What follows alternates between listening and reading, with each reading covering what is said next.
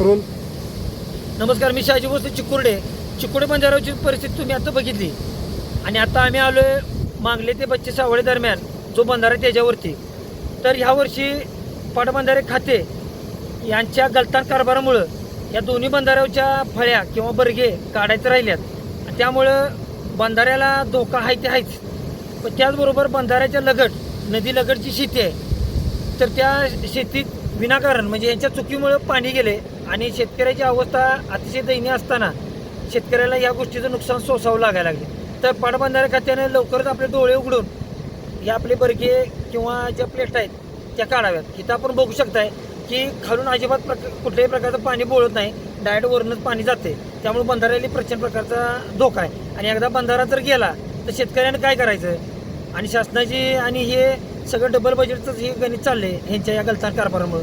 तर पाटबंधारे खात्याचे जे अधिकारी आहेत त्यांनी वेळीच लक्ष या गोष्टीवरती द्यावं. मागच्या 1-2 वर्षापूर्वी पण अशीच परिस्थिती चालती. तर बंधारा जर क्रॅक वगैरे जर गेला तर काय करायचं. आभार आहे. आवाज येणार का त्यात? रोल. नमस्कार, मी रवींद्र कोकाटे मांगले. आमच्या सावर्डे बंधाऱ्यावर 1 जुलैपासून पावसानं संततधार चालू केल्यामुळे शासनाने जी दारे काढली नसल्यामुळे शेतकऱ्यांच्या शेतामध्ये जे नदीकाठचे शेतकरी आहेत त्यांच्या पिकामध्ये सोयाबीन, भुईमूग असेल, भात असेल, ह्या शेतीमध्ये पाणी शिरल्यामुळे त्या शेतकऱ्यांचे प्रचंड नुकसान होत आहे.